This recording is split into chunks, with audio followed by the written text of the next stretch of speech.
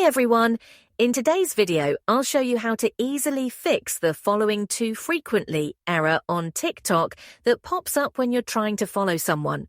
If you're getting this error, here's how you can fix it step by step. Open the TikTok app on your device. Go to your TikTok profile by tapping on your profile icon. In the top right corner, tap on the menu icon to access the options.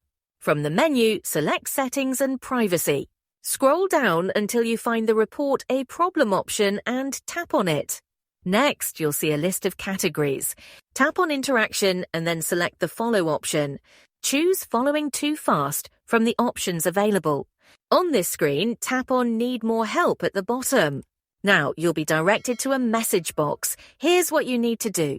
Describe your issue briefly or copy and paste this message.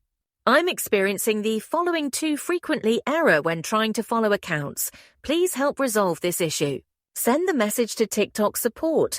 TikTok will review your request and typically resolve this issue within a few days. That's it.